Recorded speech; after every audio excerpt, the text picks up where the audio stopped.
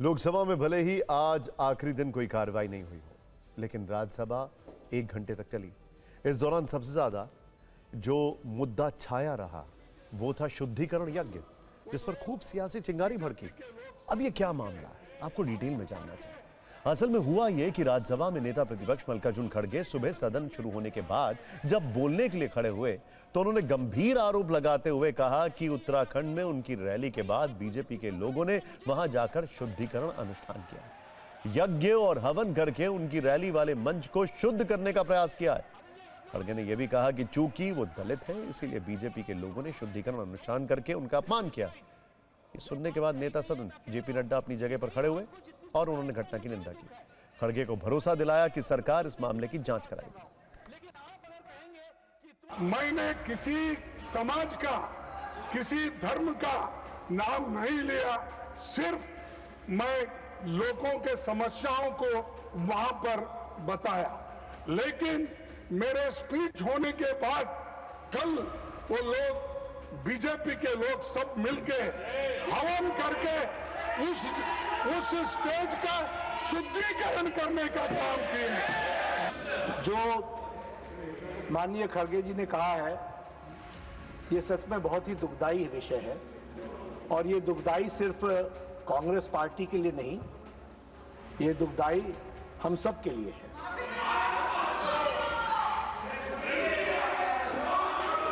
BJP, क्योंकि खड़गे साहब ने कहा कि बीजेपी के लोग थे, मैं स्पष्ट करना चाहता हूं, यहां राष्ट्रीय अध्यक्ष जी भी बैठे हैं और मैं भी पूर्व राष्ट्रीय अध्यक्ष रहा हूं।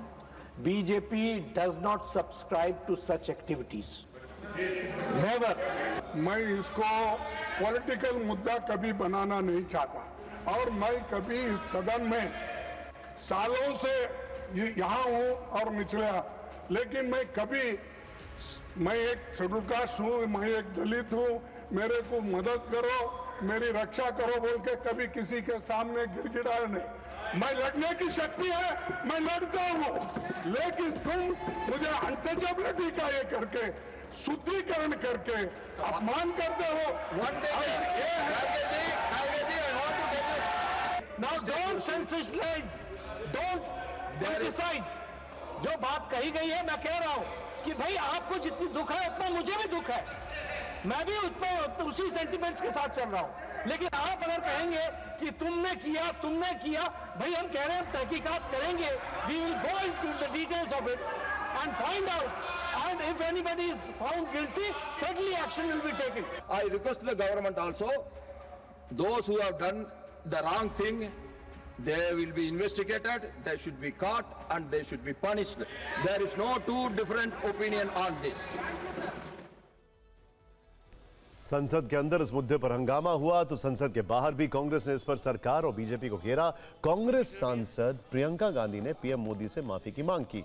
आपको बता दें कि यह पूरा मामला 8 अगस्त का है। हल्द्वानी के रामलीला मैदान में कांग्रेस पार्टी ने विजय शंखनाद रैली की थी। दिल्ली से कांग्रेस अध्यक्ष मल्लिकार्जुन खड़गे सभा को संबोधित करने के लिए वहां पहुंचे थे और वो जब वहां से वापस दिल्ली लौटे तो उनके जाने के बाद श्री राम सेना धर्मार्थ सेवा न्यास नाम के हिंदू संगठन ने रामलीला मैदान में पूजा पाठ और शुद्धि हवन का आयोजन किया। आयोजकों ने कहा, रामलीला मैदान हमेशा से हिंदू धार्मिक आयोजनों और पवित्र रामलीला मंचन का मुख्य केंद्र रहा है, लेकिन कांग्रेस की विजय शंखनाद सभा में मंच से इस्लामिक नारे लगाए गए, इसीलिए शुद्धिकरण जरूरी था। उत्तराखंड में बीजेपी ने श्री राम सेना से किसी तरह के संबंध को खारिज कर दिया। एक दूसरे पर जुबानी फायरिंग वाली न्यूज रील आपको देखनी चाहिए।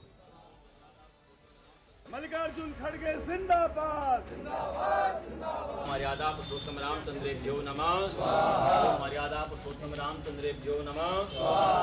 ये इनकी जो एकदम मतलब ये जो मानसिकता है उसका प्रदर्शन है कि बीजेपी की विचारधारा क्या है, आरएसएस की विचारधारा क्या है। इसका खंडन होना चाहिए, प्रधानमंत्री जी को इसका खंडन करना चाहिए और माफी मांगनी चाहिए। ये क्या तरीका है? लोगों पर होनी चाहिए? ये इस भाजपा, आरएसएस, इनकी सरकार पर, इनकी विचारधारा पर धिक्कार है। किस बात का शुद्धिकरण?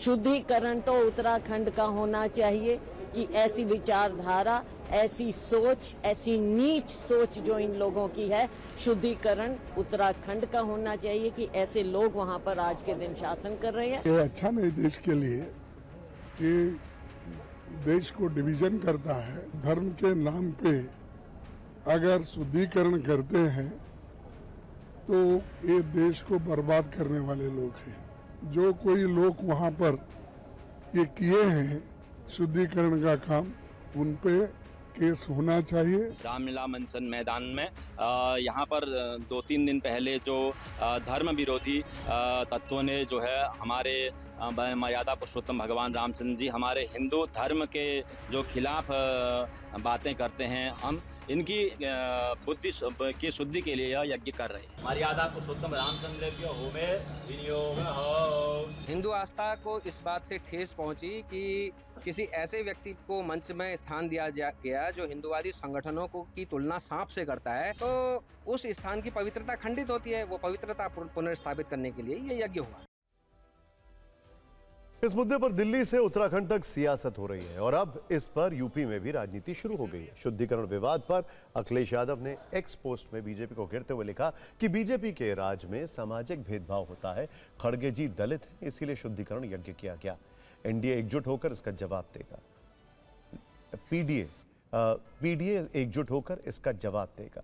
लेकिन दलित के नाम पर हो रही इस लड़ाई को जब आप चुनावी चश्मे से देखेंगे तो पूरा खेल ठीक से समझ में आ जाएगा। देखिए, अगले वर्ष पंजाब के साथ साथ यूपी और उत्तराखंड में भी विधानसभा के चुनाव होंगे। यूपी और उत्तराखंड में दलित फैक्टर को देखें तो उत्तर प्रदेश में 21% दलित वोटर हैं, आरक्षित सीटें 84 हैं और 140 प्लस सीटों पर यह वर्ग निर्णायक भूमिका में है। इसी तरह से उत्तराखंड में लगभग 19% दलित वोटर हैं, 13 आरक्षित सीटें हैं और 20 सीटों पर इस वर्ग के वोटर निर्णायक भूमिका में हैं।